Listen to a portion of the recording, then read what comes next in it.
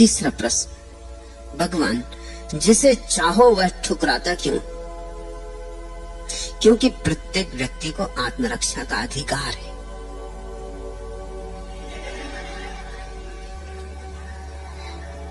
तुम्हारी चाहना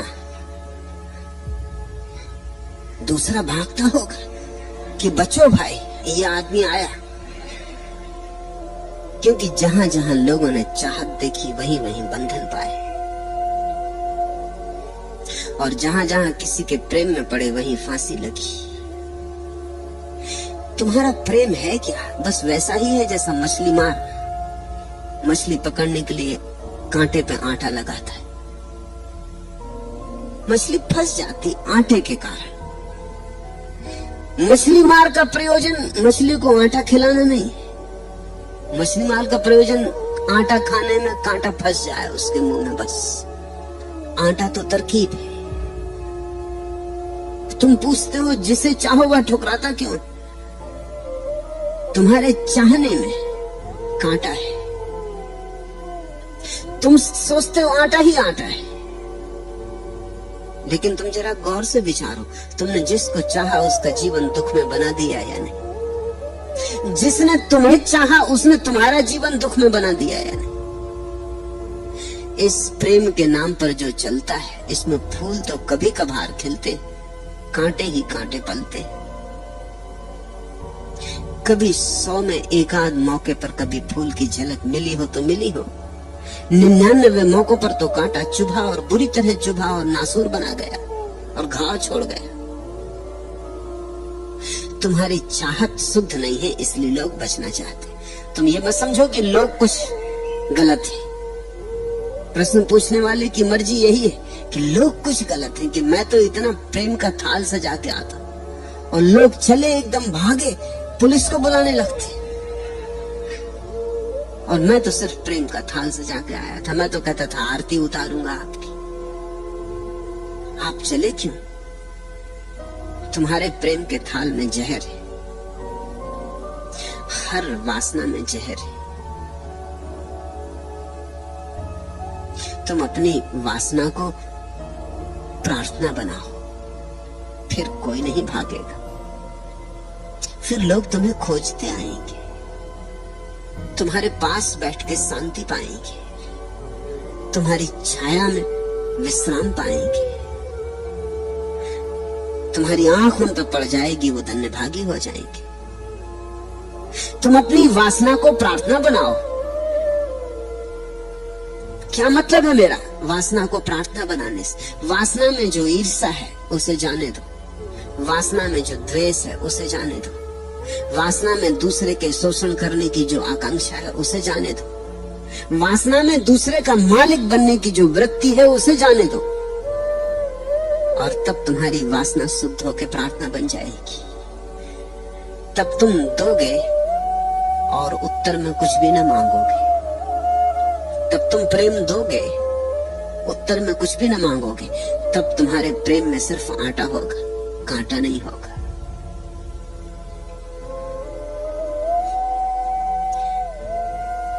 ये कुछ छोटी छोटी घटनाएं समझे।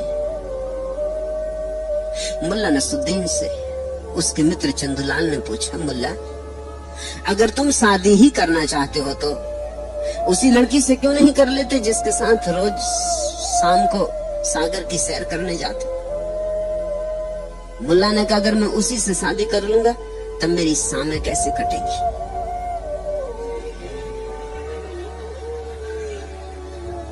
जिससे शादी की उससे झंझट हो जाती, उससे सब प्रेम का नाता टूट जाता है। ये बड़े मजे की बात है। प्रेम का नाता जिससे बनाया, विवाह किया, शादी की, वो प्रेम का नाता है, मगर जिससे विवाह किया उससे प्रेम का नाता टूट जाता है। ये बड़ी अजीब दुनिया है, ये बड़ी चमत्कार से भरी दुनिया है। प्रेम का नाता बनाते ही प्रेम टूट जाता है, क्योंकि प्रेम के नाम पर जो सब सांप बिच्छू छिपे बैठे थे अभी तक पिटारे में, सब निकलना शुरू हो जाते। इधर विवाह की बांसुरी बजी कि उधर निकले सब सांप बिच्छू। वो सब जो छिपे पड़े थे कहते थे, बच्चू जरा रुको, जरा ठहरो, ठीक समय आने दो, एक बार गठबंधन हो जाने दो, एक बार छूटना मुश्किल हो जाए, फिर असलियत प्रकट होती। तुम्हारा भी सब रोग बाहर आता, जिससे तुमने प्रेम किया उसका भी सब रोग बाहर आता। धीरे धीरे पति पत्नी के बीच सिवाय रोग के आदान प्रदान के और कुछ भी नहीं होता।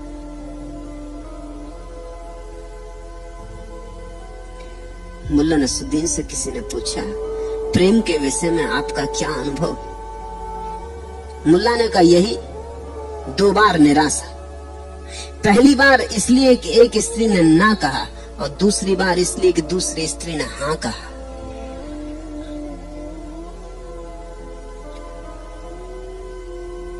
हर हालत में निराशा है। स्त्री मिल जाए तो निराशा है, स्त्री न मिले तो निराशा, पुरुष मिल जाए तो निराशा, न मिले तो निराशा।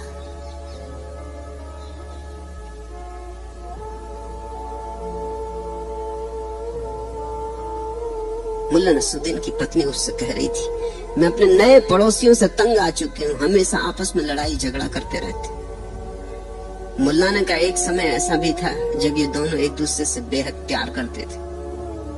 पत्नी ने पूछा, फिर क्या हुआ? मुल्ला ने कहा, फिर दोनों की शादी हो गई।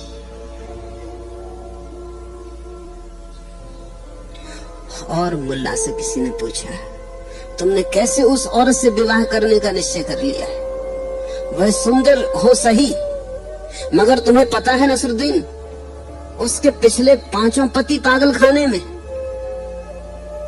मुल्ला ने कहा, छोड़ो, मुझे डरवाने से रहे। शायद तुम्हें भी पता नहीं कि बंदा पागल खाने से लौट चुका है। अब मुझे कोई पागल खाना भेज नहीं सकता। अब तुम पूछते हो, जिसे चाहो वह ठुकराता क्यों? पागल खाने न जाना चाहता होगा। अनुभव जीवन का आदमी को डरा देता। बुद्धिमान होगा जो तुम्हें ठुकरा देता। तुम अपने प्रेम को परखो, फिर से देखो, तुम्हारे प्रेम में कुछ गलत छिपा है।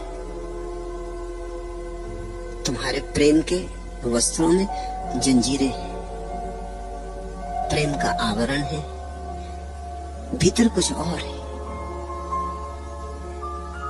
तुम किसी के मालिक होना चाहते हो, तुम किसी पे कब्जा करना चाहते हो, तुम किसी को वस्तु की तरह उपयोग करना चाहते हो। कोई नहीं चाहता कि उसका उपयोग किया जाए, क्योंकि जब भी किसी का उपयोग किया जाता है उसका अपमान होता है। कोई नहीं चाहता कि कोई उसका मालिक हो, क्योंकि जब भी कोई किसी का मालिक हो बैठता है तब उस व्यक्ति को अपनी आत्मा को खोना पड़ता है। कोई नहीं चाहता कि परतंत्र हो। प्रेम तो लोग चाहते हैं, लेकिन परतंत्रता नहीं चाहते। और तुम्हारे सब प्रेम में परतंत्रता छिपी हुई है। वो अनिवार्य शर्त है, वो ऐसी शर्त है कि लोग डरने लगे, लोग भयभीत होने लगे, लोग घबराने लगे। तुम अपने प्रेम को शुद्ध करो, तुम उसे प्रार्थना बनाओ, तुम दो और मांगने की इच्छा मत करो, और तुम जिसे दो उस पर कब्जा ना करो, और तुम जिसे दो उससे अपेक्षा धन्यवाद की भी मत करो। उतनी अपेक्षा भी सौदा है। और तुम दो क्योंकि तुम्हारे पास है।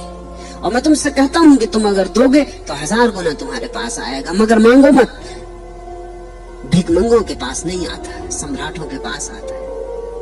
जो मांगते हैं उनके पास नहीं आता। तुम मांगो ही मत। एक बार ये भी तो प्रयोग करके देखो कि तुम चाहो और दो, मगर मांगो मत। नेकी कर और कुएं में डाल। पीछे लौट के ही मत देखो, धन्यवाद की भी प्रतीक्षा मत करो, और तुम पाओगे कितने लोग तुम्हारे निकट आते, कितने लोग तुम्हारे प्रेम के लिए आतुर, कितने लोग तुम्हारे पास बैठना चाहते, कितने लोग तुम्हारी मौजूदगी से अनुग्रहित है। मगर अभी तुम्हारी मौजूदगी बड़ी जहर भरी है। अभी जब भी तुम हाथ फैलाते हो दूसरे डरने लगते, क्योंकि तुम्हारे हाथ में उन्हें फांसी का फंदा दिखाई पड़ता है।